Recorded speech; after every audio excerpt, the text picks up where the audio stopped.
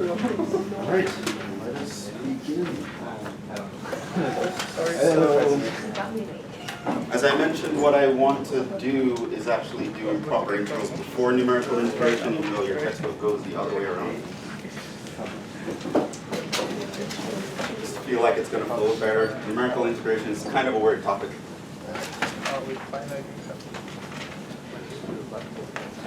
Thematically speaking. We're going to move on to improper integrals. So we're going to put more practice into integrals, although the integrals in this section aren't going to be as bad as the integrals in the other section, because there's another concept that we want you to get about integration. So now we're going to combine integrals with limits. So of course I do expect you to remember everything about limits, L'Hopital's rule, all that good stuff. So we're going to need to know how to take limits. Did anyone play that integral game? No? No one tried? I failed. You tried and failed? Well, no, I failed. Like I got it in like 6 seconds, not like the 3. Yeah, 6. Yeah, that's too long. That's not, that can't work. Yeah. 5 is the minimum you should accept. Well, the maximum you should accept. Try to work your way to 3. Yeah, 6 seconds way too long. But keep working at it. That's it's a good thing. It's a good way to practice. And yeah, like I said, it's something that I use myself. It's something that I learned pretty early on, actually. So, totally, guys, I tell you where I got that idea from. When I was in, I want to say 3rd or 4th grade. So it was a long time ago, right? So I was having a lot of problems with factoring, right? So learned factoring in school, all sorts of factoring, AC method, factor by grouping, blah, blah, blah. But I just had trouble. I couldn't, for whatever reason, like it was just, I sucked at factoring, like a lot. So went to my dad. I was like, I'm doing this new topic in school, you know, factoring all this random stuff, and I just can't get the numbers right, and blah, blah, blah. Father was like, okay, all right. Come on, you know, he takes an afternoon and he explains to me about, it was an evening, you know, after dinner, he explains to me about, okay, this is how the AC method works, and this is what you look for, and he explains all these things, and he's like, okay, if you can't think of the numbers, you can do prime factorizations, and then use the primes, and the whole, he broke it down. Like, you got it? And I'm like, yeah, I think I got it, I feel pretty good about this now. And he's like, great. He gets up and he walks into the other room. Like, hear all this rumbling around. Boxes opening, closets closing and opening, and lots of commotion. Like, what's going on? He walks back with like 6 textbooks and drops on the table. And he's like, find every factoring problem in those books, do them all. Tell me, you know, next week how it goes, right? So by like Monday or Tuesday. And this was maybe a Thursday or a Friday, I don't really remember, but I know it took me like a weekend to do the whole thing, right? So, first of all, where I'm from, when your dad tells you to do something, like, you do it. Like, if you don't, like, you're dead, right? So, now I just earned myself lots of homework, and it was a lot of homework. It was like, you know, the math textbook were crazy. You had like 80 factoring problems per textbook. It was like something crazy. Like, it was like 400, 500 factoring problems. But again, your dad tells you to do something, you do it, right? So that's what I did. I started trying to apply all his lessons to all these factoring problems. And he was like, do it in your mind. No, I had to like write them out, and you know, just in case he checks, I had to write them out. So the first 100 was brutal. It took me like a day and a half to get through the first 100. The second 100, they were bad. Not that bad. Maybe a half a day, you know. That weekend, I remember this so vividly because that weekend was my cousin's birthday, and my cousin always throws the best birthday parties. And I couldn't enjoy it, right? That particular year, it was at McDonald's in one of those playhouses, and they had bouncy castles and the whole 9 yards, and you know, all the kids were running around in the ball pit and blah, blah. I was at a desk, munching on chicken nuggets, factoring, like just watching everyone else have fun. And I'm just at the table just, damn it, I hate factoring so much, I hate factoring so much. But yeah, I got through them. That weekend I did like 400, 500 factoring problems, somewhere in between there. Never wanted to see another factoring problem in my life. But I was pretty decent on it. Okay, so, hey dad, I did all the factoring problems, blah, blah, blah. He's like, okay, cool. All right. So I go to class, the math class next time, and your teacher's like, all right, we're gonna do more factoring today, kids. And I'm like, oh my God, I don't want to do any more factoring. So she puts up a bunch of assorted factoring problems on the board. You know, the thing was like 10 or so, like, okay, you guys got 15 minutes, get these done. And again, where I'm from, when your math teacher tells you to do something, like, you do it, because you would die, right? The teacher's gonna hit you, then they're gonna tell your parents, and then your parents are gonna, yeah. So you get it double when you don't do it with your teachers. Like, oh man, okay, God, all right. So I just really wasn't feeling it. I just, but then she gave me a look. So I started writing it down. You know, it's like, okay, all right, let's just copy these problems down and just like get to work, right? So while I was copying them down, I got to like problem 4, and I'm like, I must be tripping. Like, what the hell am I writing down? This isn't even what she wrote on the board. Then, so I erased what I wrote down and like, just freaking out, getting together, John, okay. And then I started to realize that, wait, what I was writing down, it's gonna sound crazy. I know it's gonna sound crazy, but it's true. I swear it's true. Were the answers to the problems on the board. Like, I looked up, saw the problem. In the 2 seconds it took me to look down and copy the problem, my brain factored it, and my hand wrote the answer. Without me consciously telling it to. Like, it was crazy. Like, I couldn't even believe. I was like a god of factoring. Like, that, I was that good. I could look at a problem and tell you the answer. Like, forget 3 seconds. I could do it in 1 second, 2 seconds. The craziest thing. It was like, oh my God. Like, man, I am not good at factoring today as I was when I was in 3rd grade. Because obviously I got out of practice. But that week, the rest of that term, I was a god of factoring. I was amazing at factoring. It was crazy. Like something that I sucked so bad at. I was like, it was my best thing now. Like I was praying for a factoring problem to show up on the test because I knew I'd kill it. Like the other stuff, probably not so much, but factoring, yeah. So I'm telling you guys get to that level where you're like, do 400, 500 integrals. You don't have to do it over a weekend. Take 2 weeks. Take a couple weeks. Get it done. I promise you. You'll be better at integration than I am right now. I promise you. That is a gold standard promise. Do that. And I don't mean get someone to help you. I mean you yourself struggle through it. You have to get through that wall. Like I had the motivation because you know my life was on the line. But you guys have to give yourselves the motivation. Just know that yes, it's going to suck and you're going to want to stop, but keep going. Get to 400, 500 integrals. There's nothing I'd be able to ask you that you can't do in like 2 seconds. Like in your head and just do it. So it works. That's the part when at that point, you know, I don't know, I was 8 years old, 7 years old. That's when I realized this whole being bad at math thing, it's not genetic. It's you're out of practice. You're not used to it. That's all it is. So yeah, get the practice under your belt. You need some good quality practice. That being said, let's move on to 8.8. We're going to talk about something called improper integrals.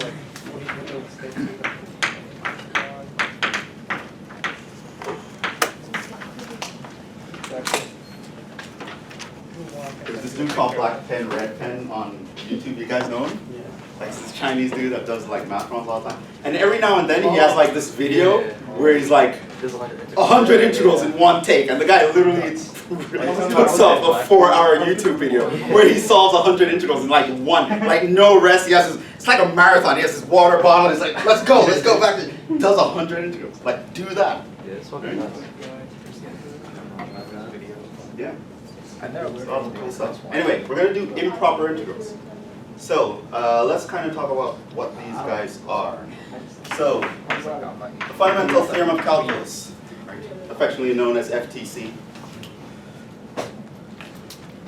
tells us how to deal with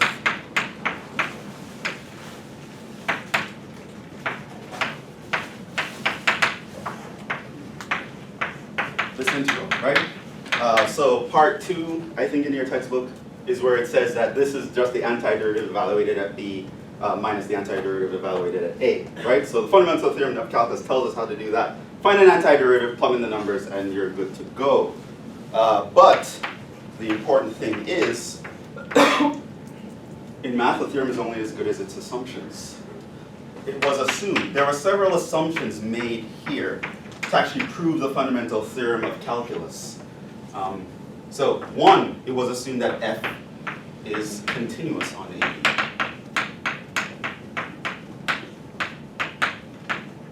Right? So in order to prove the fundamental theorem of calculus in the generality that they proved it, we had to assume that f was continuous. Two, a, b were real numbers. That is, the interval a, b has finite length.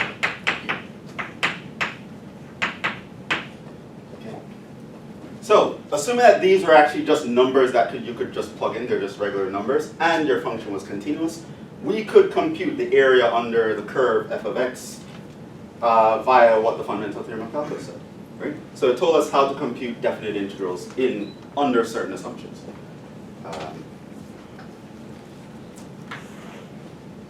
What if we don't have these, is the question.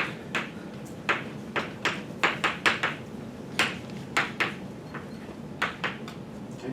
What if these assumptions are false? Is that the end of the line?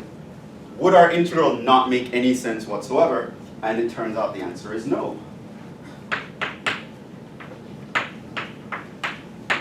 Then we obtain what we call an improper integral, right? Integral that doesn't follow the rules, right? So it's an improper integral. So your textbook breaks it up into types. I don't think that's necessary. I think I'll just give you a definition that will cover all cases, all types. So we say the integral from a to b of f of x dx is improper if essentially there are three things you want to look for to know that an integral is going to be improper, which you are just trying to make these assumptions false, one or both of them. So one thing that can make an integral improper was that f is not continuous. If one, f of x is not continuous,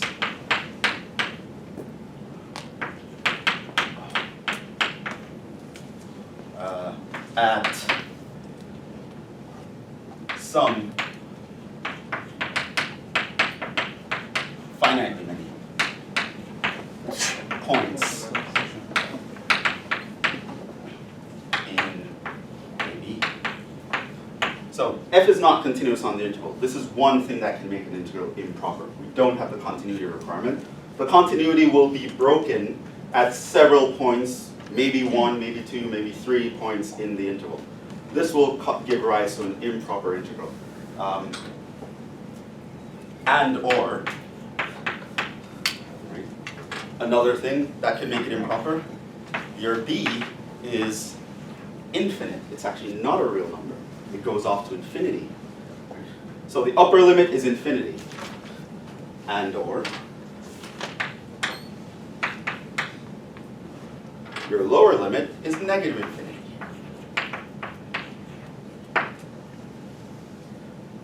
Whenever you have an integral where your function is not continuous on the interval at several finitely many points, or your upper limit goes off to infinity, or your lower limit goes off to negative infinity, that gives rise to something called an improper integral, right? So, and it turns out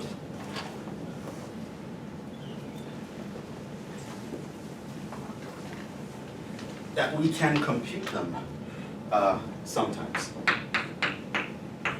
How to deal with improper integrals. So, let's say you identify that an integral is improper because one or several of these, perhaps all of them, these conditions are fulfilled on the integral that you're looking at.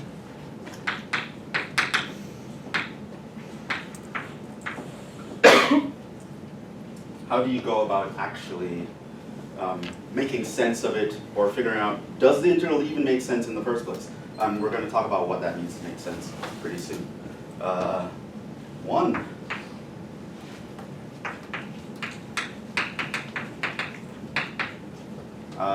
you're going to look at the integral and you're going to identify the bad points. That is not an official phrase, that's just my phrase, that's Jhevon's term. So you're going to identify the bad points.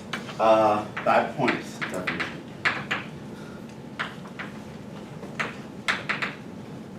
Is any point where f of x is discontinuous, or if a equals negative infinity or b equals infinity, then they are bad points.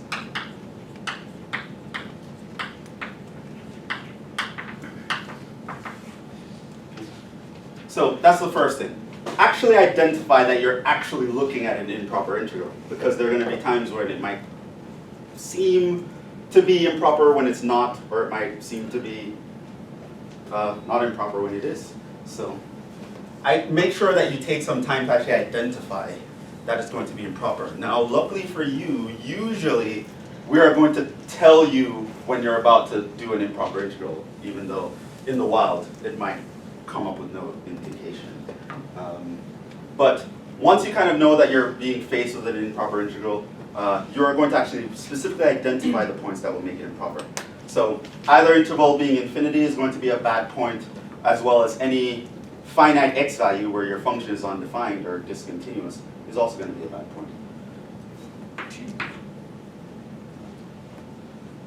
You're going to break up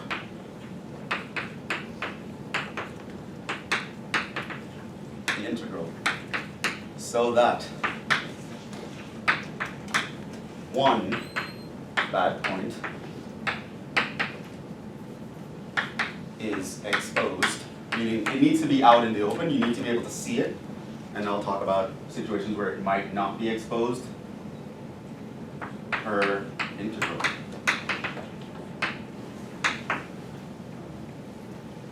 It might not always happen if necessary. Sometimes it'll already be out in the open. Of course, what you'll be doing here is you're going to be using an old integration property that you learned in Calc 1. So we know that the integral from f of x dx can be evaluated by going from a to c of f of x plus going from c to b of f of x. Right. So we kind of proved that with the fundamental theorem of calculus in Calc 1, but we can do the same sort of manipulation here. So you're going to identify the bad points. You're going to make sure to expose all the bad points if they're not exposed already. And you may be required to break the integral up into several pieces where it only has to deal with one bad point per integral. And the third step is going to tell you why that requirement is important.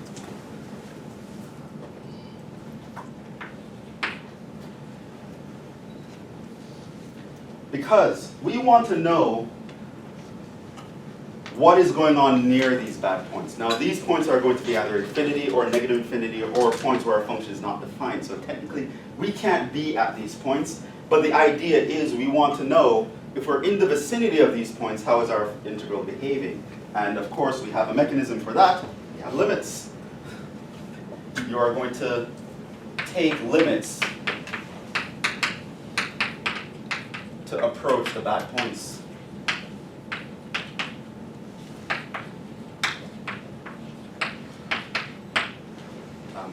You will integrate as usual.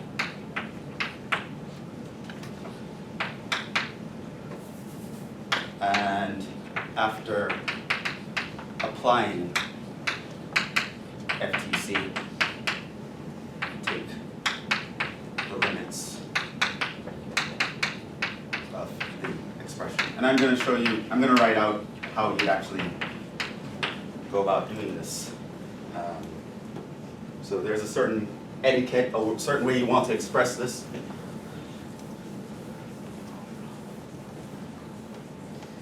Now for each one of these integrals, for each one, each integral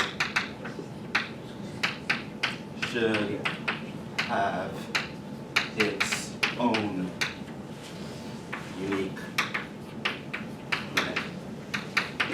going to explain what that means. Okay. But so that's the first 3 steps. You're going to identify the bad points. What makes this thing not mesh with the fundamental theorem of calculus? You're going to break up the integral to expose all the bad points. And you are going to slowly approach the bad points with limits. And now 4. So here's where it's all going to come together. If, perhaps the sum of, if the limits converge to a real number,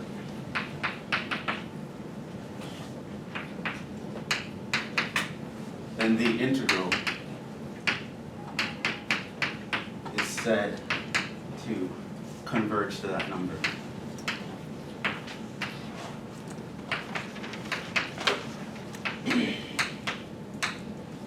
Right, so you're going to take limits, you're going to add them up. Do you get a real number as the answer? Then the improper integral is said to converge to that number.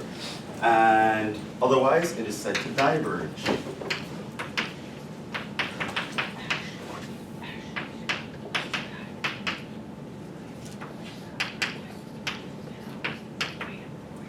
So these are the technical terms we'll use.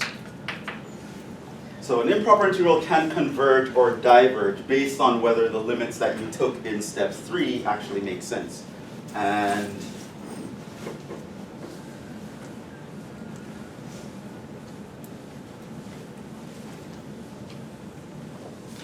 that's basically it. Now, of course, we're going to have to do a bunch of examples to see how this is actually applied. And we're not going to do too many applications, but you won't have to go too far to actually see applications here. So that's it. Turns out improper integrals, convergent improper integrals,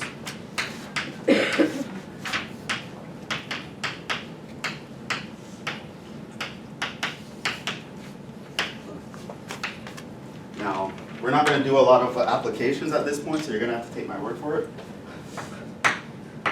are insanely useful.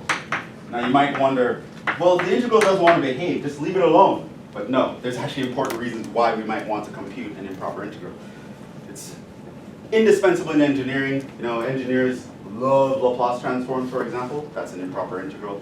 You see them in probability statistics all the time. You see it in, it'll come up in complex analysis. It comes up in a lot of applications. There are a lot of real-world applications to these guys. So you need to know how to compute them. As for what you're going to apply them to, well, your future classes will do that. You're going to see them in differential equations. It's probably going to be the earliest class, but a bunch of engineering classes are going to have it. If you do probability and statistics, you're going to have them. Improper integrals, they're super important to actually be able to compute them. And this is the 4-step process to actually compute them. So let's actually look at some examples.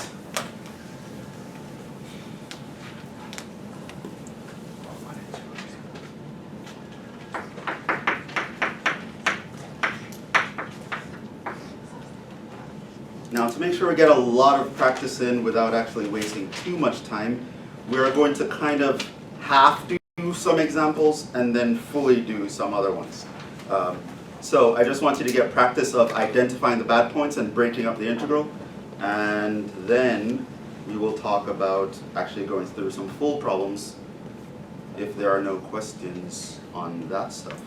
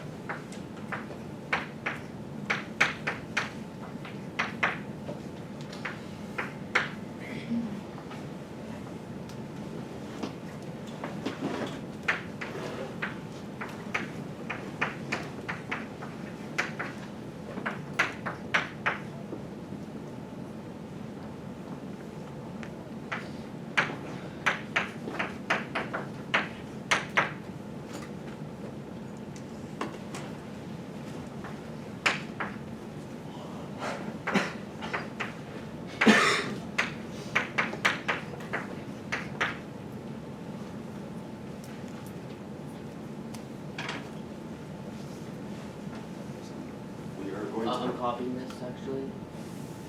What? These, the integral and this part, you know, the 4.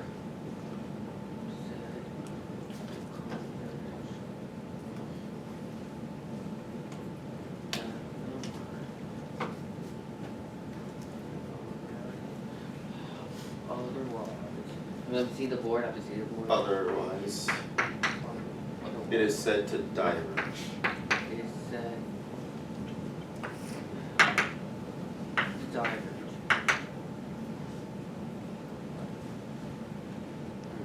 The sum of limits converge to a real number, then the integral is said to converge to that number, otherwise it is said to diverge. Correct. That's basically it. Basically, this is just saying these are pretty useful, and then we're gonna go over here. So we're gonna just straight up compute improper integrals. We're not really gonna apply them to anything, but once you pass Calc 3, almost any math class you're gonna take is gonna Not yet. you're gonna have to.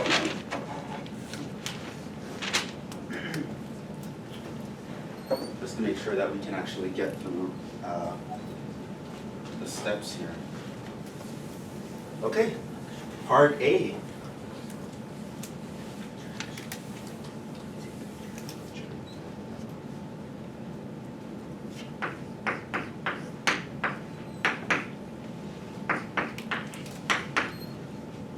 All right, what do we want to do first? Huh? Bad points. Check for bad points. That's the first step. Okay. So what are the bad points here? Infinity. Infinity. B equals infinity. Anything else?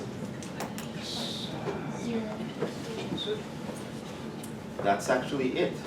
Now, of course, 1 over x is not continuous when x is 0. However, that is not a factor. We are on the interval 1 to infinity, right? So we're only concerned with here onwards, going on forever, right? Now, technically, yes, x equals 0 is x equals 0, not good,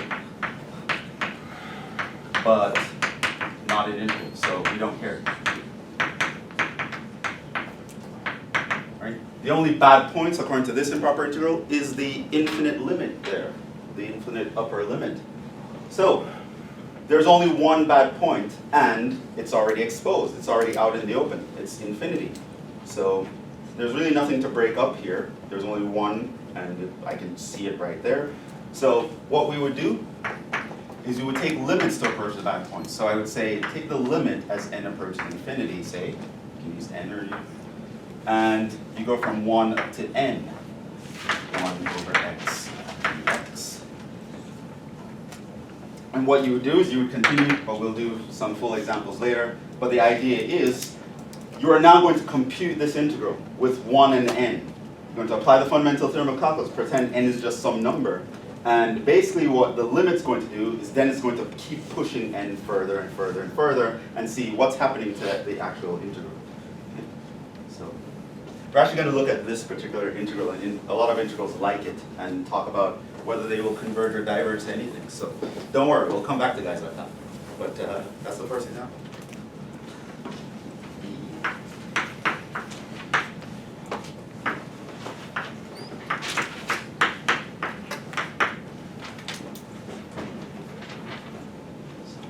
That one is very different. So, bad points. It's infinity to infinity.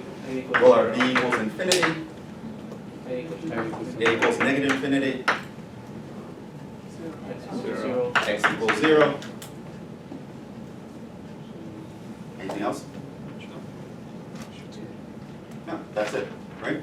So, infinity, it's always going to be a bad point if infinity shows up. But all numbers are between negative infinity and infinity. In particular, 0 is between negative infinity and infinity, and our function is undefined at 0. So, what's the next step? Break it up. We need to be able to break it up, right? How would you break up this integral? I would say negative infinity to 0, and also which is like a negative and plus integral of 0 to positive infinity. So So basically what you would get, if you were to integrate, you would get negative x to the Well, don't worry about the negative integration part right now. I just want to worry about just breaking them up. Well, just so that's you it, can that's see. a simple thing. Yeah. Are we good? We are not good. But you Yes. forgot the limit? Correct. I didn't put in the limits yet, but there's still something wrong with it. So this is why I want to make sure that we understand the initial part. Yes, Sarah? So if, okay, I don't know. Or where's it at? I don't know. That's fine. Take But it. if x is undefined, I mean, if the equation is undefined at 0, can you put a limit of an integral at 0, or is that fine? Is that what's No, you're ultimately when the bad points are going to replace them with letters, and then you're going to take a limit as that letter approaches the bad point. Yep. There's another issue. Yeah. Can you pick a number instead of negative? No, it's important that we are infinity. Okay, go back and read what I said, how to actually, so you guys aren't reading step 2 carefully probably.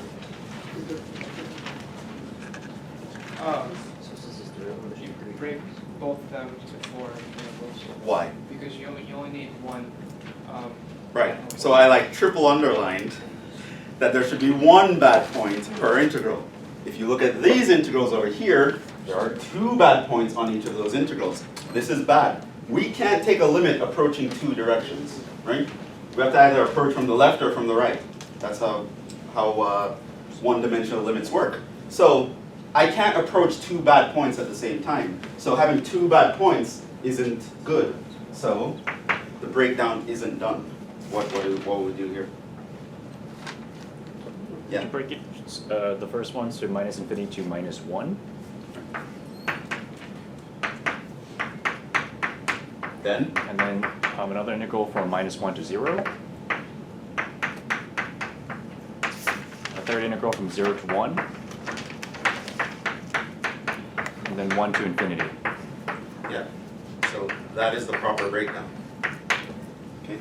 So this one seems simple, but it actually requires 4 integrals to actually break this one down because I only want 1 bad point per integral. So maybe I would use one chalk. So there's only 1 bad guy here, 1 bad guy here, 1 bad guy here, 1 bad guy here. Has to be 1. Oh, here you had 2 bad guys, and that was a problem. So you can only approach a limit from one side at a time. Now, there's another very super important lesson for this one, and this goes along with, if you read carefully with step 3. What did I mean by each one has to have its own unique limit? This is what I meant. So, negative infinity is a bad point here. I'm going to say the limit as, say, n approaches negative infinity of, say, n to minus 1. Now, when I'm going to the second guy, I want a completely different limit. There should be no interaction between these two. So, I'm going to take a limit, but with a whole different letter. Say m. Now, m is going to approach 0 of minus 1 m, 1 over x squared. And at this point, what you'll also notice is that this guy, if I just join the limits here where these guys are working, so this one is from negative infinity all the way up to minus 1. This one is from 0 all the way up to minus 1. This one is from 0 all the way up to 1. This one is from 1 all the way up to infinity. Right? Now, one thing you can notice here as well is that on this one, if I'm on this integral, minus 1 to 0. If I'm on this integral, 0 is the bad point that I'm approaching. What you can notice is that I'm approaching that guy from the left side, right? So I can do that.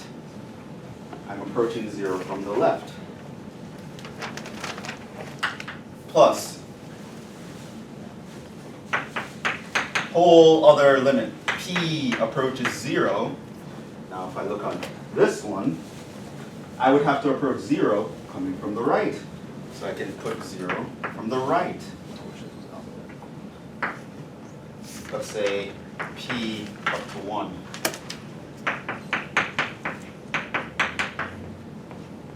Plus limit q approaches infinity. Now, of course, I don't have to do a designation for it. Like, you can only approach negative infinity from the right, and you can only approach this from the left, right? You can't be on the right side of infinity. So here, I would have 1 up to q, 1 over x squared dx. So that's how you broke it up. That's how you approach it. One bad point per integral, because I can only use the limit to approach one side at a time. And a lot of times, just thinking of it as a regular limit can work out, but there are times when the thing that you're looking at specifically, you want to think of it as a one-sided limit. Especially if the limit doesn't agree from both ends, you really take care to know which side am I approaching this guy from, right? So you break them up, everyone gets their own limit, no conflicts here, and yeah, essentially, now do the fundamental theorem of calculus, do the integration, plug in the numbers, you're going to get some expression in p, then you let p go to 0. Similarly here, do the integral, get some calculations, you're going to get an expression in n, let n go to negative infinity.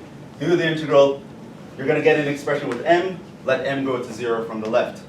Do the integral, you're going to get an expression in q, let q go to infinity. At the end of the day, you're going to add up all these integrals, and if you get like a number, then that's good, the integral converges. One important thing here, and this can save you on a lot of calculation, is if any one of these guys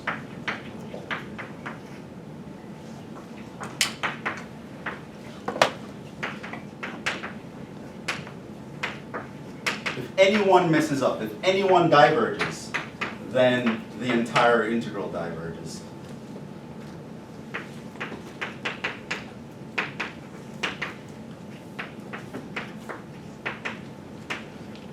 So not only are you just breaking these up into a bunch of limits, but they don't interact with each other in the sense that one can't fix the other one. So if someone here is negative infinity and someone else here is positive infinity, they don't cancel out. You can't really think of it that way. Theoretically, it just doesn't work out. So if any one of these mess up, so you can get this one goes to a number 5, that goes to 3. This one goes to infinity, that goes to 4. The fact that one of them goes off to infinity, the bets are off. It can't work, right? Any one, like everyone has to work out for it to work out as a whole. Now, if everyone works out and gets a number, you add them up, that number is what the entire integral converges to.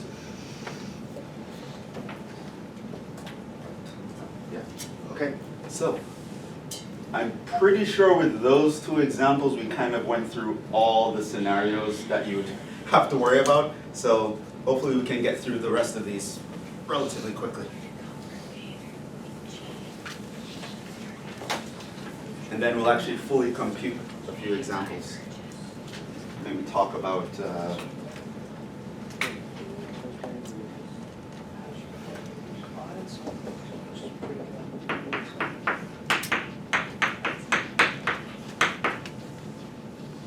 okay. What do we do here?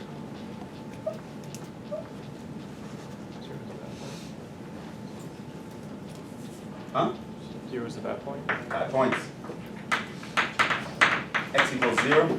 That's the only one. We don't have infinite limits, so then what? Break it. Into what? Negative 3. 1, 0, 0, 1. Now I'm going to write the limit, say, as n approaches 0, plus the limit, say, m approaches 0, of 1 over x dx. 1 over x dx. What side are we approaching these zeros from? This one. It's from the left. Down to this Right. right. That would be the breakup.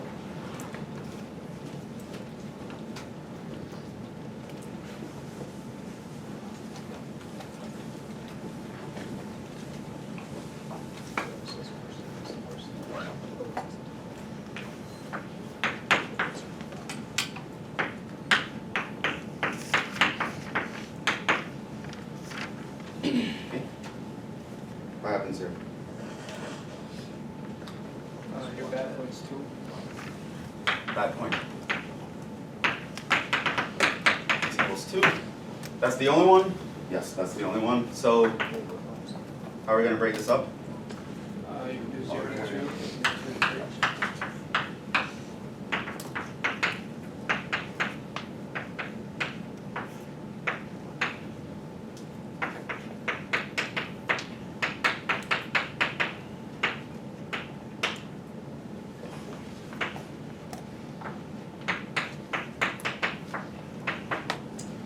And outside. Go From back. the left, from the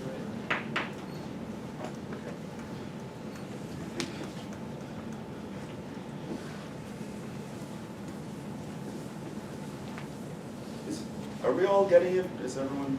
Yeah. I have a question for number B. You know, it's negative infinity and infinity. Instead of picking 0, what if I pick a, like, for example, 1? And can I do it by like 2 ways? Like if I set the limit to negative. No, well, 0, in example B, 0 is still a problem because it's not continuous. Oh, So okay. 0 would have to be exposed either way. Okay. Now, remember we broke it up into 4 parts? Yeah. There was minus infinity, we went to minus 1, then we went from minus 1 to 0, then we went from 0 to 1, then we went from 1 to infinity. So 0 had to be something that we're worried about because you divide by 0. Oh, okay. That being said, though, the fact that we picked minus 1 and 1, that wasn't necessary. Okay. You could have actually picked any number where your function is going to actually work out. Okay. So I could have done minus 7, and I could have done 5 if I wanted to. So as long as it's not a bad point, where you decide to stop the integral is up to you. Okay. But the bad points have to be exposed, and you have to have one of them at a time. Right? Other than that, you can kind of break up the integral as you wish.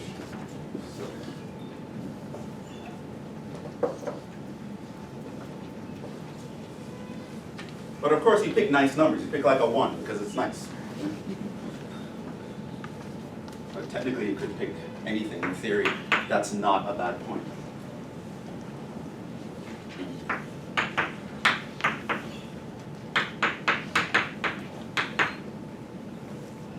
Okay, bad points. 1. There are 2. 1 and negative 1. So how are you going to break this up?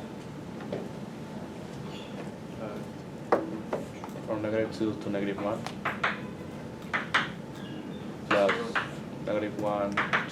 plus -1 to +1. No, to 0. Right, because now Yeah, you have yeah. 2. So you need another intermediary here. 0 to 1. So this is another thing where you needed 4 guys, and now you just take limits. Limit as n approaches -1.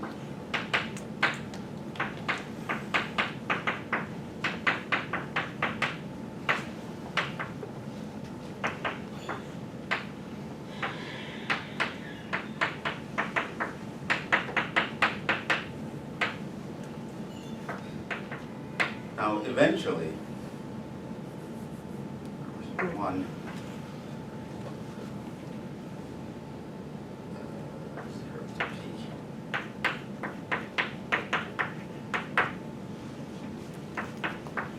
Eventually, we're not going to have to be this formal, but in Calc 2, kind of to set a good example here. 1.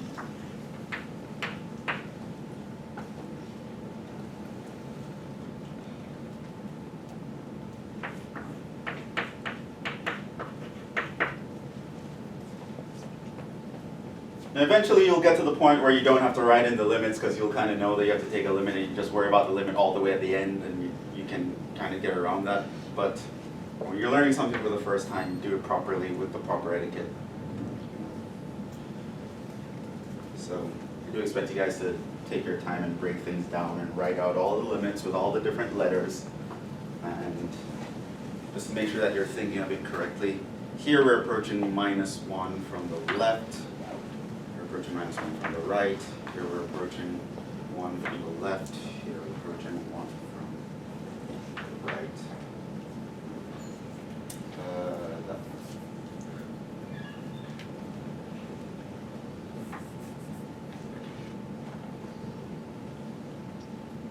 -2 to -1, -1 to 0, 0 to 1, and 1 to 2. Okay. That was supposed to be a 2. That's that.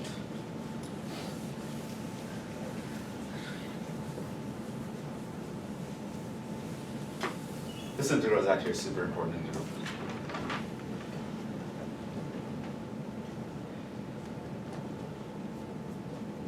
Yeah, I'm not going to show you guys how to actually compute that, which is sad. But in Calc 3, you learn how to compute that. Because you take advantage of something called a double integral. Those are going to be fun. And what's better than doing an integral? Doing 2 integrals at once in 3 dimensions.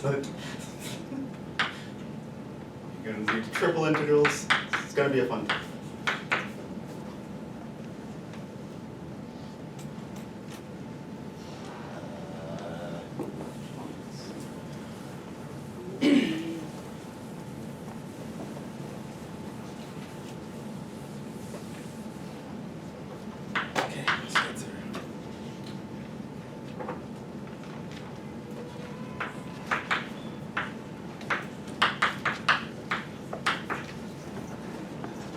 I actually want to just get to some regular examples. So here you'll notice back point is x equals pi, right? And it's already exposed, so nothing to do here, but just set up a regular limit.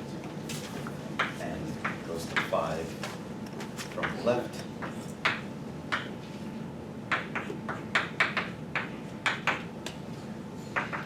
Okay, so e to the minus x squared, that's an exponential, it's continuous everywhere, so the only bad points are plus or minus infinity.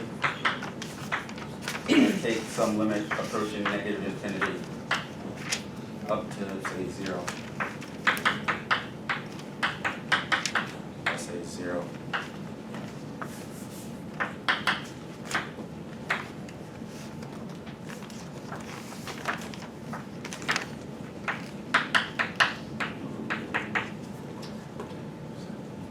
Those are the breakdowns.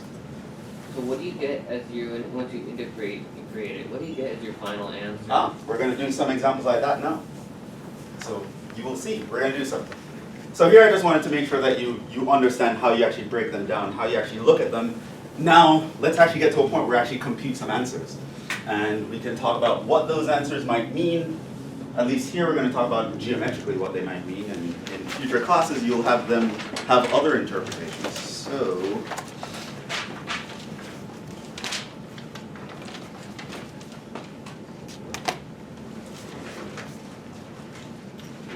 Jhevon, yes. you know, for the A through G, because I just wanted to know whether it converges or diverges actually. yeah, we're going to do some more examples here. And what you can do is, anyone that we don't do from A through G, you can try it on your own and see if it works. And you can check your answer through Wolfram Alpha. It'll tell you whether it converges or diverges. And sometimes if it converges, Wolfram Alpha will actually tell you what this specific answer is. Okay, compute the... They usually don't use the word compute. They might say evaluate the improper integrals.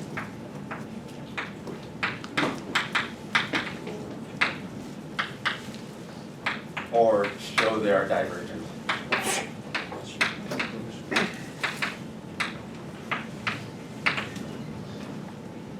A.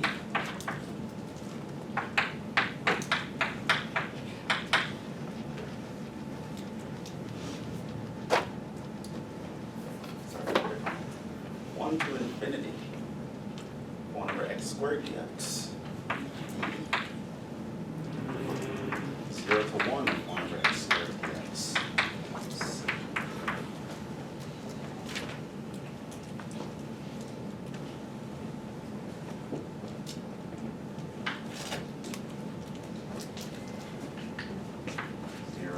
Infinity, 1 over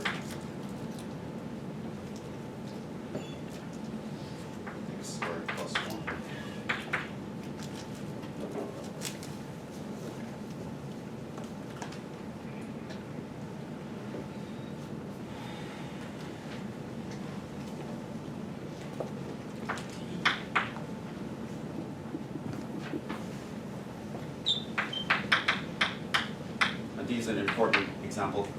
values of p does this integral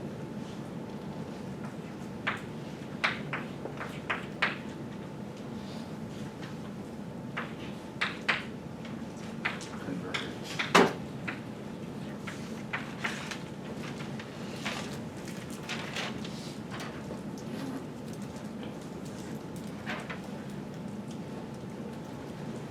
So we're going to do these, and then there's still some other things I want to talk about in this section.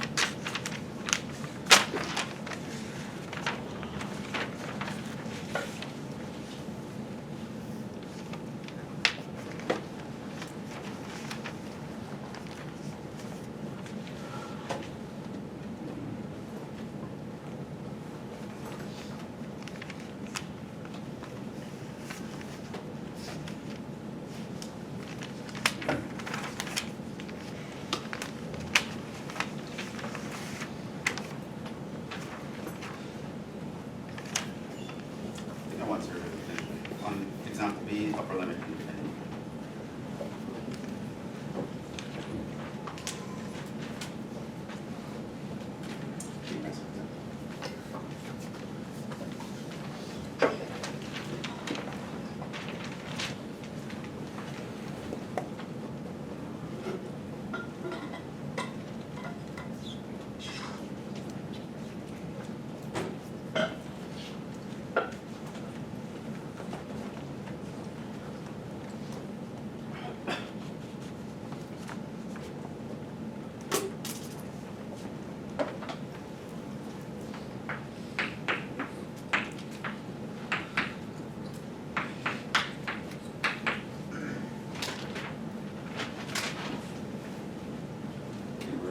Ready to try now? Copy them down. Okay, all right, first one. 1 to infinity of 1 over x squared. Go, what do we do here? Bad point is b. Bad points, which is? B equals infinity. Huh? B equals infinity. B equals infinity. So how do we deal with that? Just, you could write the limit. It's at 0. And approaches infinity from the left. Right, which is, Yeah. it's kind of obvious with infinity, yeah, we're. Okay? Now what? Integrate. Right, so you leave the limit, and you worry about the integral. What's the integral here? Negative 1 over 3x. X. No? Negative x. Negative 1 over x, right? Between 1 and n. You apply the fundamental theorem of calculus. So we're going to plug in n minus, which becomes a plus because that's a minus, so we're going to plug in 1. Now we take the limit. What is the limit?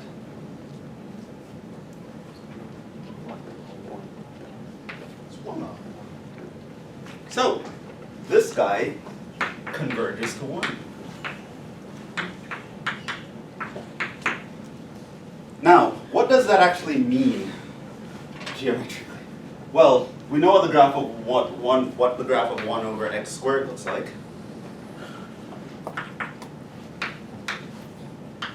This guy. That guy. Basically what we're saying is that if you started at x equals 1, and you want to actually find the area under the curve, starting at 1 and going on to forever, turns out the area under this graph is 1. It's not an infinite area.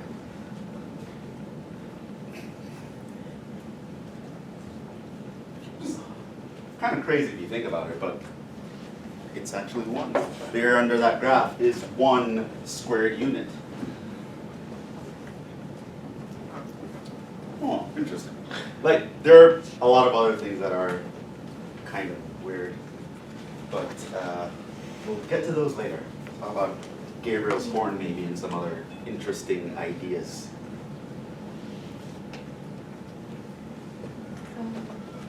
So, we don't really do this in Calc 2 anymore, unfortunately. But there are times when we used to do a topic in Calc 2 called volumes of revolutions.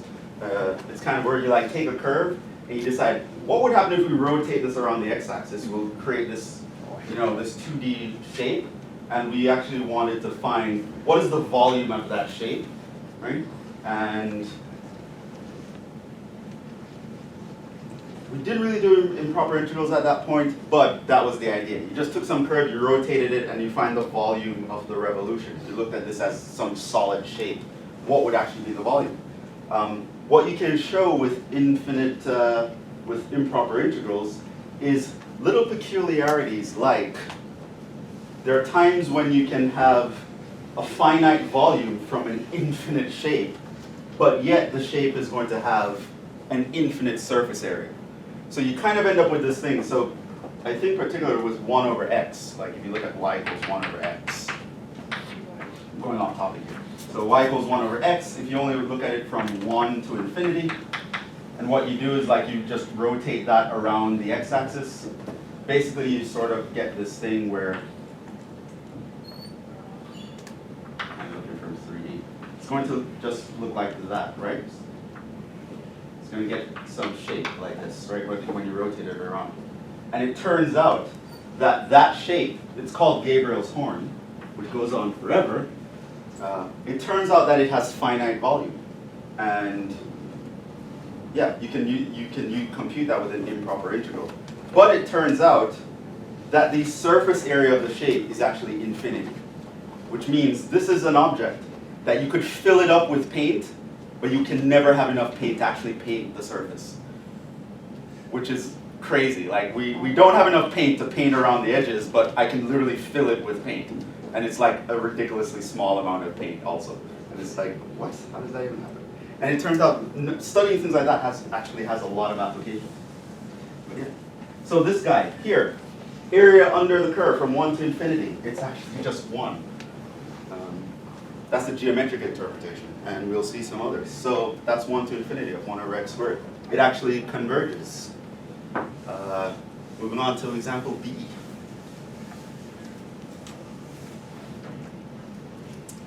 What if we went from 0 to infinity?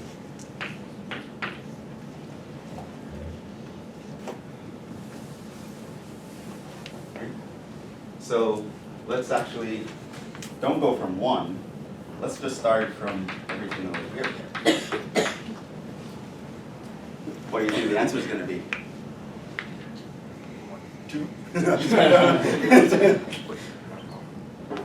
Well, we'll see.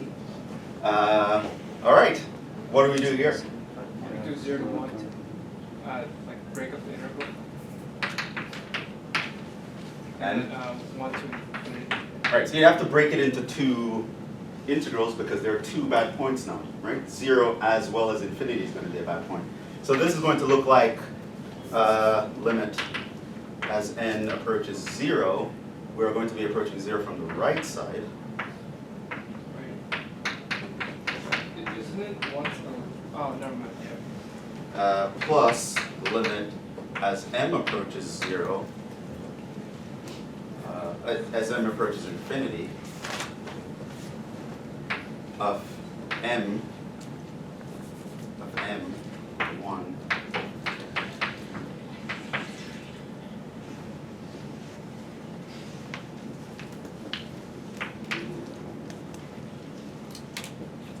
Okay, so what can you tell me about these guys?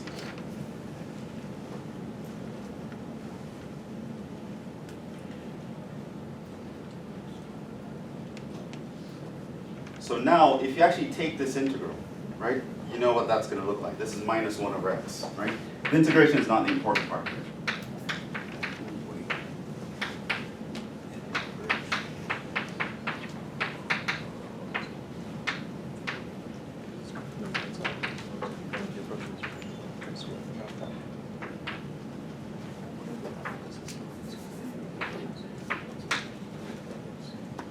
Yes. Isn't the first one gonna have like negative infinity as one of the values? Right. What you're going to notice here, and that's why I changed this example, this guy is going to diverge.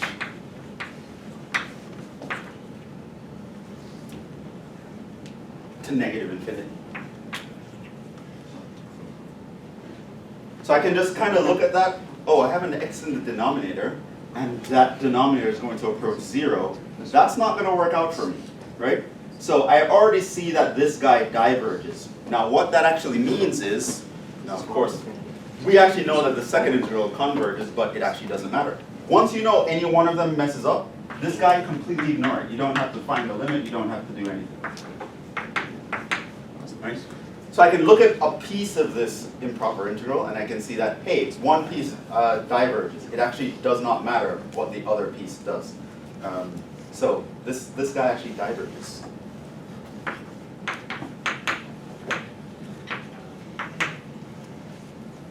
So it turns out that's infinite area. It's not 2. Want to see something else that's interesting? If you actually did from 0 to 1 of 1 over x squared, where you're from 0 to 1, and you're finding this area, that diverges. So it turns out this small, obviously we know that this whole thing here is 1, so if it diverges, it must mean that piece is infinite, right? Which means plugging in infinity actually has a smaller consequence than dividing by 0. Right? Once you're approaching a division by 0, everything just goes crazy. Right? Which is why Jhevon is like, don't divide by 0, I'll kill you. 0. So division by 0, it's a hard thing to overcome, right? I'd rather deal with infinity than have to deal with a division by 0. Just this one little slice right here has infinite area. But yeah, I can go from 1 to forever and we're fine. So this actually diverges. Has no meaningful answer. That's a nice little contrast there. What do you think about C?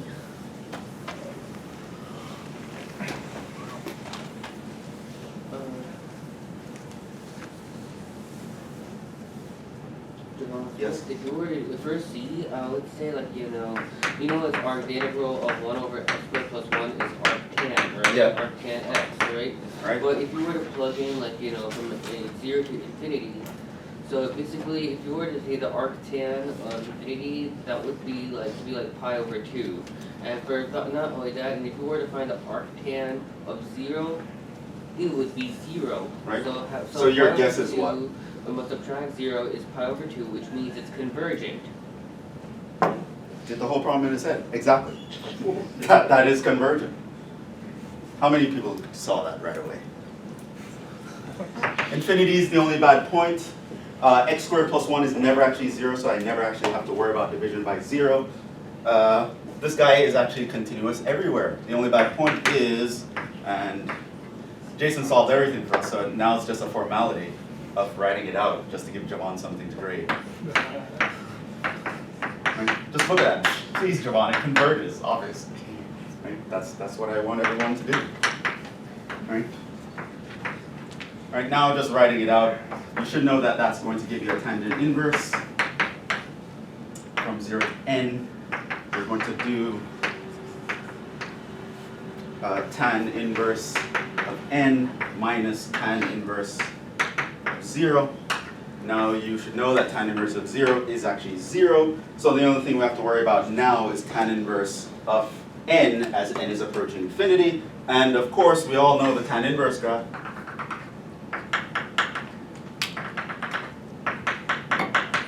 It's like that. S, like that. So this actually approaches pi over 2.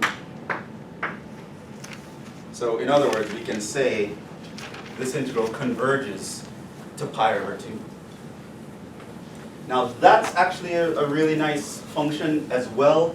This one will kind of tell you how something like this could be useful in something like probability, for example. If so, 0 to infinity of 1 over x squared plus 1 dx converges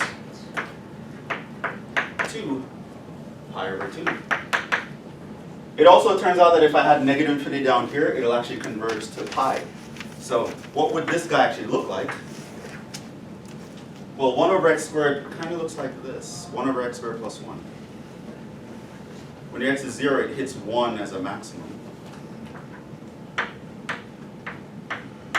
Now, for those of you who have some experience with probability, you'll realize that looks an awful lot like a bell curve, which you know is associated with a normal distribution. Now, that's not exactly the equation of a bell curve, but it's close enough for you to see how it would actually make sense. So the bell curve is kind of done in such a way that if you were to find the area under the entire curve, you'd get 1, which is the maximum probability.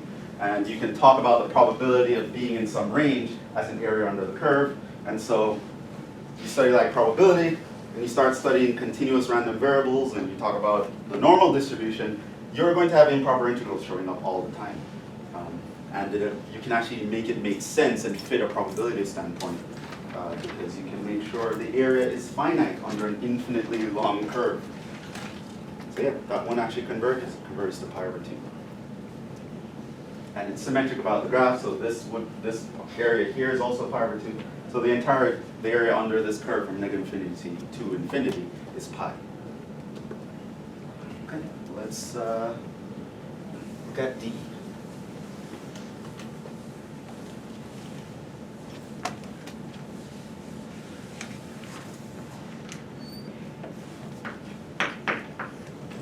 Okay, someone tell me what you want to do here. So 1 over x to the p from 1 to infinity. When does that converge? We actually know for p equals 2 it converges. That was example A. But for what other p values does it converge? What do you think? What would be the bad point in this example? Infinity. Only infinity, right? P is a constant there. P is a constant. Right? So bad point is only infinity.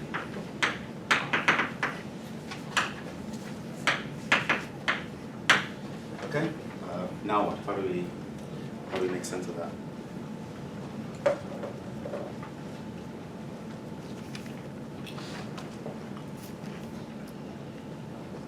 Are there any p values that kind of will stick out to you that it's P equals 0. okay? If p equals 0, what would happen? Just the whole thing would just be x. Like, The whole thing would be 1. well, yeah, but when you integrate it, it'll be x. You'll get x, and then what's going to happen? You end up with infinity minus 1. Right, which would be divergent. So let's look at some cases here. And you already spotted p equals 0 is one case that you'd have to see. And we can already kind of tell that's divergent here. Anything else? P equals 1. What about p equals 1? It'll diverge.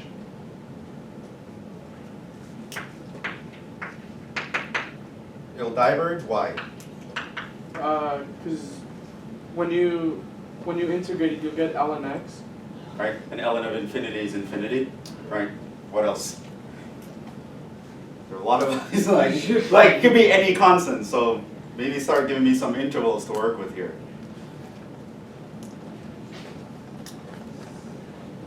It's a half. What would happen at a half?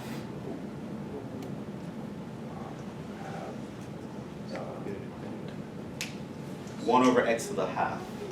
How's that going to be? Yes. You know what I'd say? For values greater than 1, I would say that. Because you want to know why?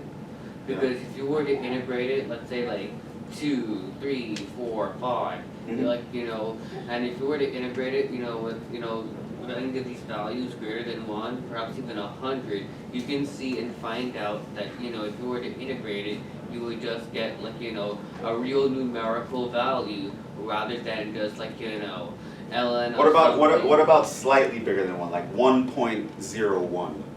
Is that going to work out? Depends upon the case. Well, I would say mainly greater than 1 generally would be the perfect solution. Let's put that down. So there's a guess. Any other guesses? So what are we missing here? Wait, didn't you agree with me? So we have bigger than 1, we add 1, we have 0. What about between 0 and 1? That's probably a nice thing to look at. So P is between 0 and 1. And the only other case is, well, P is less than 0, right? What are the guesses here? P is less than 0, what's going to happen? You're gonna end up with a positive, like when you integrate it, you're gonna end up with like a positive exponent for x. So that's gonna end up being divergent. So you expect this to diverge? Yeah. What about between 0 and 1? Like a half as a test point, kind of building our intuition.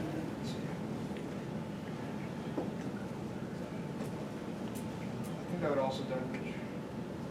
Why?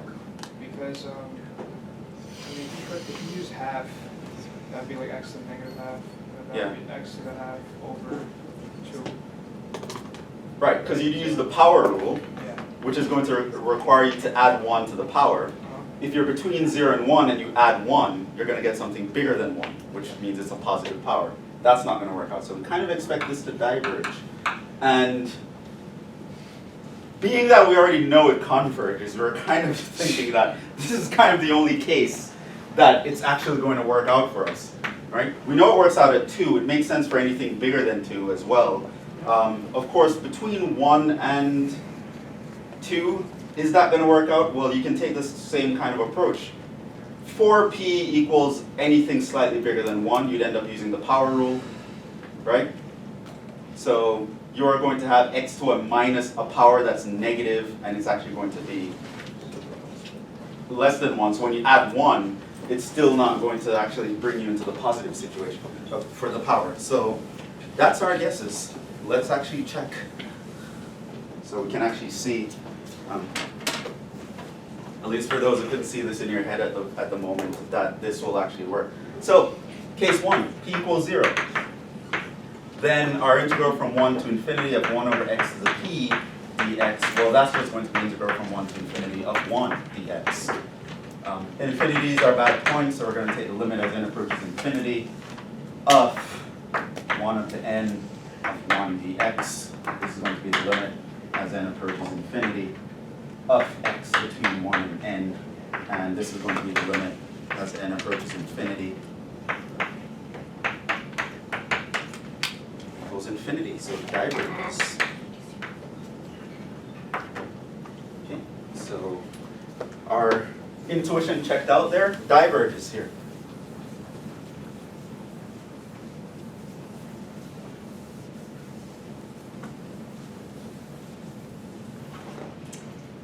What about at 1? Let's do 1.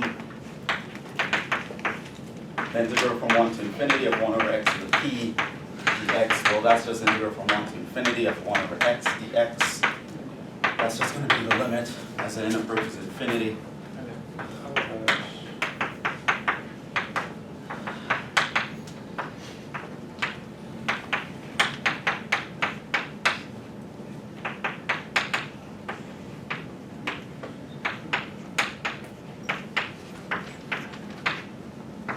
It's also going to be infinity, so it diverges.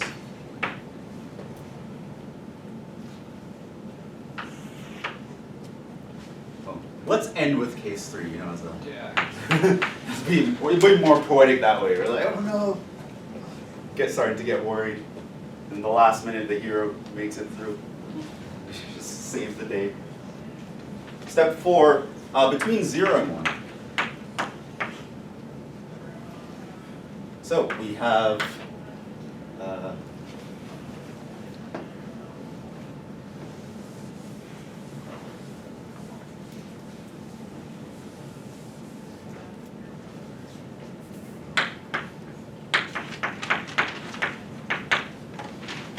well, this is going to be 1 to infinity of x to the minus p dx. This is the limit as n approaches infinity. 1 up to n of x to the minus p dx.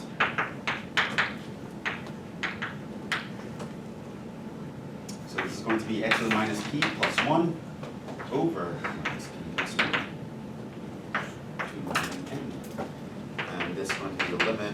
as n approaches infinity of n to the minus p plus 1 over minus p plus 1 plus 1.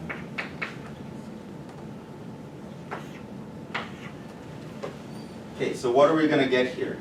So, if p is a value between 0 and 1, then when I add 1 to it, this part here is going to be greater than 0. It's definitely going to be greater than 0. So we have some number raised to a positive power, and that base is going off to infinity. That's going to diverge. And this guy here would be positive. Right, so it's going to diverge to positive infinity. Diverge.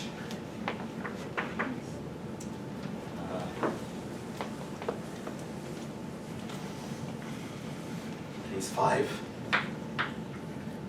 This is where we're getting really worried. You know, the dramatic music is starting to go off.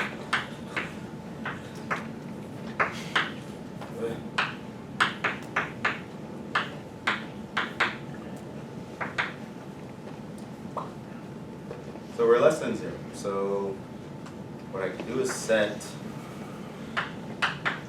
p equals minus k, where say k is greater than 0. And so then this would be the integral from 1 to infinity of x to the k.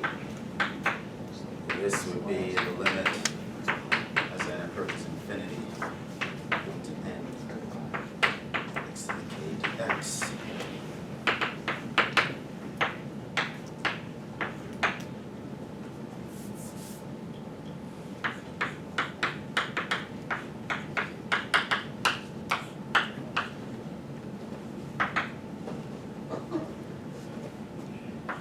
Limit as n approaches infinity of n to the k plus 1 over k plus 1 minus 1 over k plus 1. So k is a positive number, so k plus 1 is positive, so we have a base that's going off to infinity with a positive power. Diverges.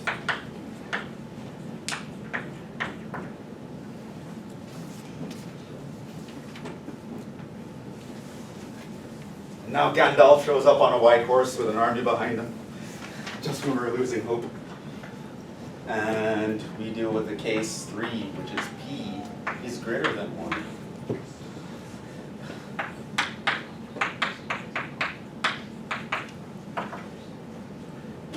So, it's the limit as n approaches infinity of 1 up to n. That's the minus p dx.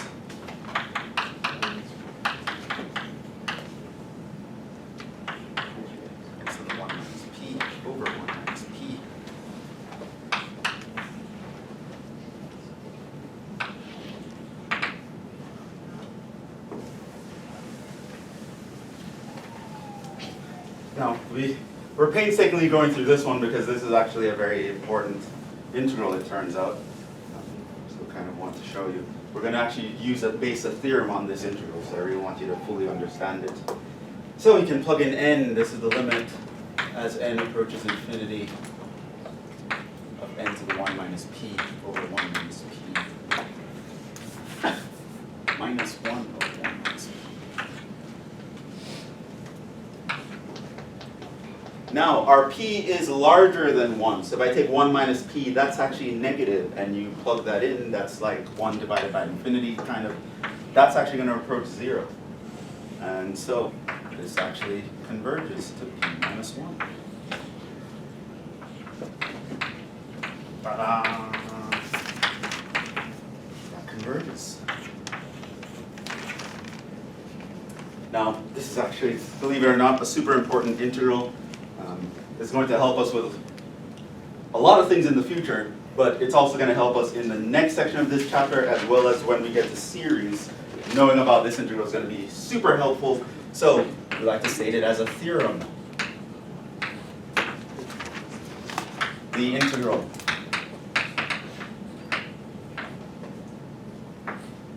(1 to infinity) of 1 over x to the p dx converges if and only if p p is larger than 1. So that's not me with bad spelling. That's actually a proper abbreviation. It means if and only if.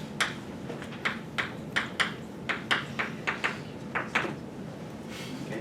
So basically what that means is it's a statement that works in both directions. If you know that this guy converges, it means that your p is greater than 1, and if you know your p is greater than 1, it means that guy converges. So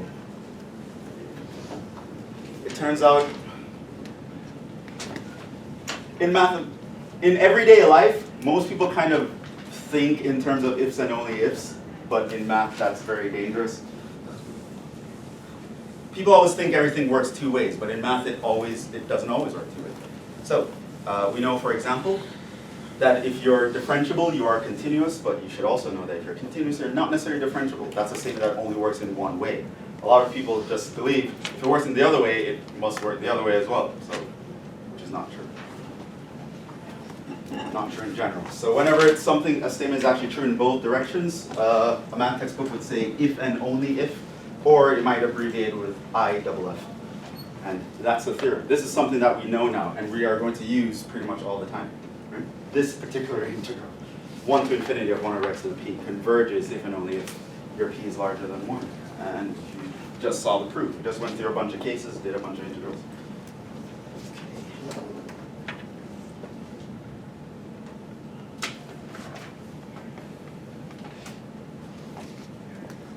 Now, I just kind of want to set up a discussion of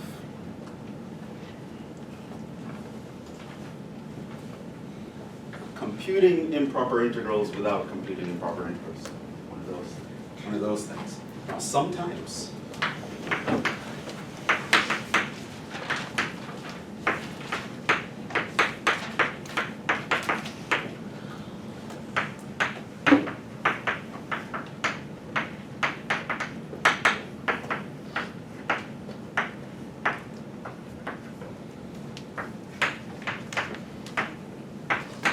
here's an example.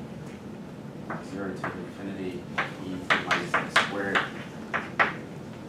Turns out that actually has a value, and you can actually compute the exact value, but not in Calc 2. Right? You'll learn about how to compute that in Calc 3 probably. So what happens, right? So here you're going to take limits and set up all that stuff, but at some point, if you want to do what I told you before, you're going to have to be able to integrate e to the minus x squared. It turns out e to the minus x squared has no antiderivative, so that's going to be a trouble. So what do? Do we give up? No. It turns out that there are times when we can determine that an improper integral will actually converge, even if we can't actually determine what it would converge to. And sometimes knowing that it converges at all is going to be important. So we need another technique. And right away you're going to see why a theorem like this is going to be important.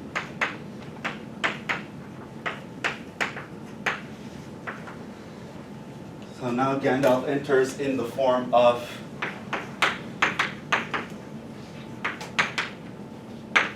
the comparison theorems.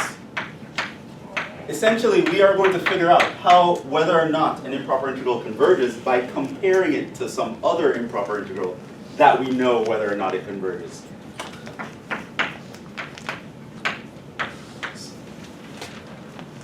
So there are two main ones that we want to know, and again, these ones we are going to have theorems that are analogous to these in the series section as well. So one, there is what's called the direct comparison theorem, or people just call it the comparison theorem.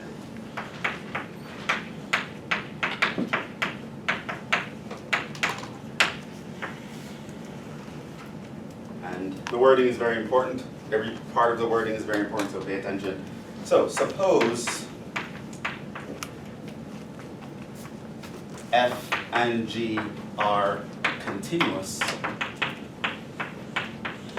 on an interval that starts at a, where a is just some finite number, and it goes off to infinity. And f is a positive function, it's always greater than, or non-negative function, it's always greater than or equal to 0, and g is a function that's always greater than or equal to f.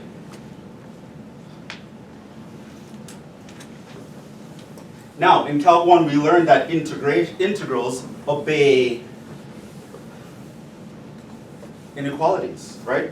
So if you have one function that's always bigger than another function, then the area under that function must always be larger than the area under the other function. It makes a lot of sense. So it turns out that you can take integrals and it will maintain the inequalities. So then it turns out that the integral from a to infinity of f of x dx will be less than or equal to the integral from a to infinity of g of x dx. And so you have two continuous functions, and you know they share this relationship. They're both positive and one is bigger than the other. Then the integral of the bigger one is going to be larger than the integral of the smaller one. And two things can be determined even further. If the integral of f diverges, so does g.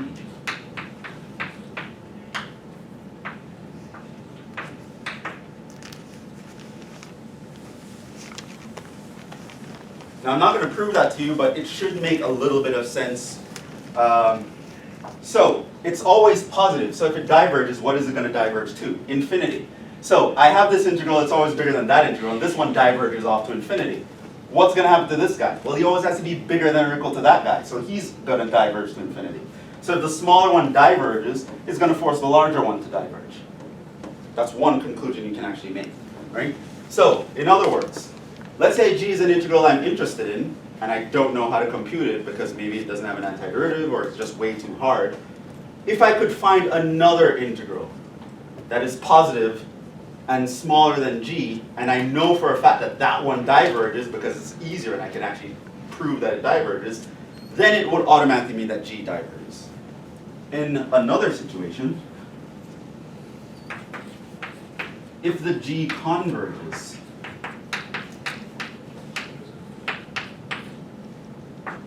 so does the f.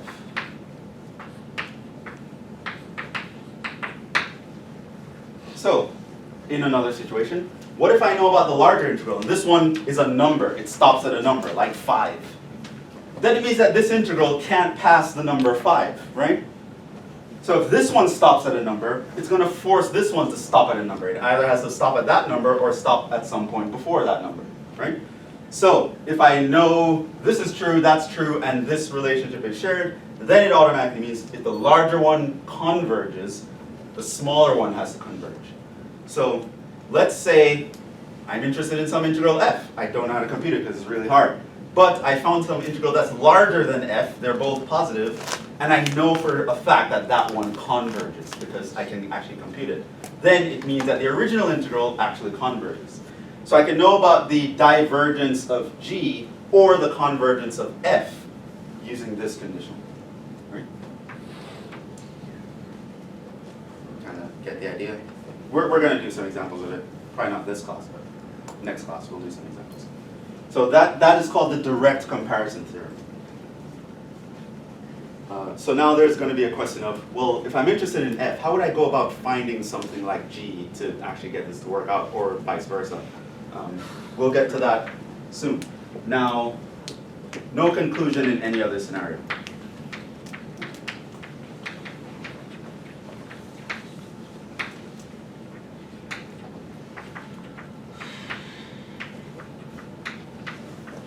It turns out the direct comparison test can only tell you about these two specific situations.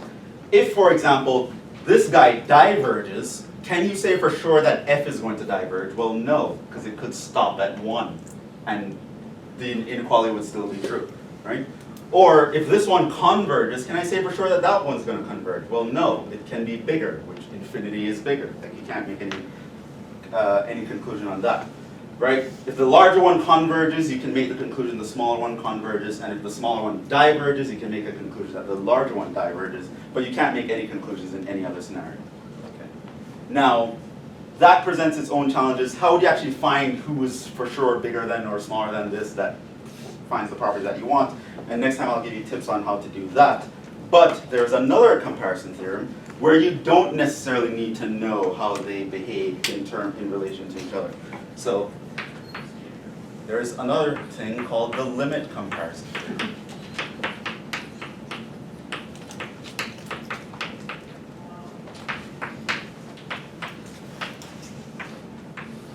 Now the only thing this one requires is continuity. You don't have to know whether they're bigger than 0 or whether one is bigger than the other and which direction it goes into.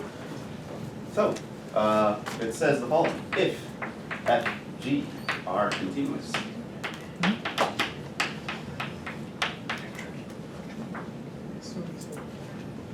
on a infinity, and you take their ratio,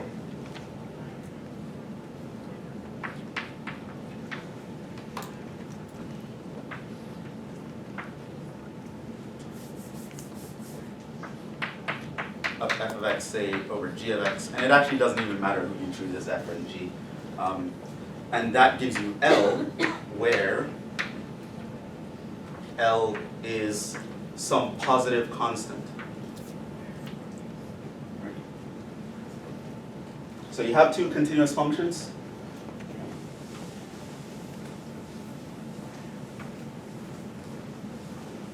You take their ratio and you go off to infinity, and you realize that they actually give you a constant value. Then, these integrals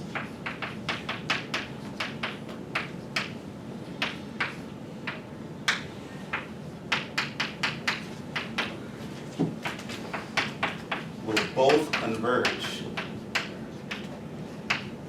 or both diverge. They'll actually do the same thing.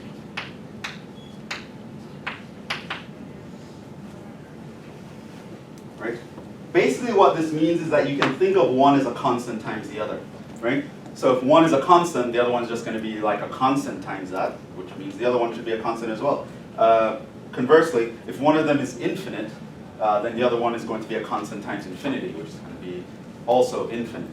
So if you take the ratio of these guys, you let x go off to infinity and you get some number, then they'll actually both do the same thing.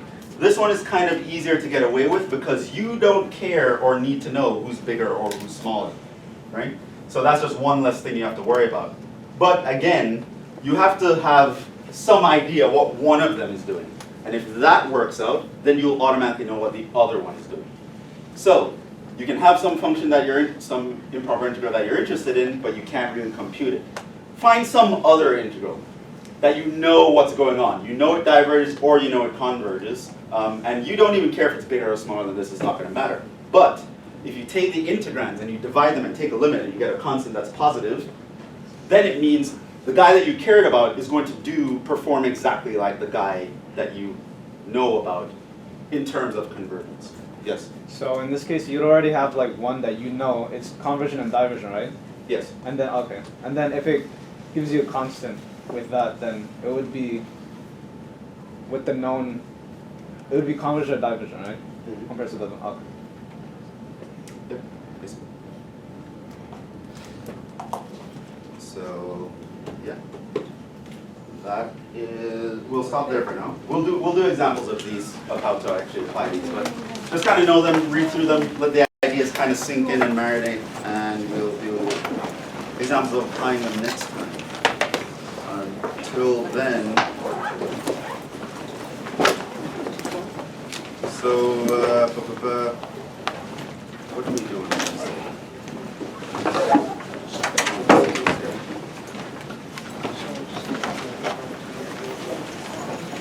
Did I already test you guys on the Weierstrass integral?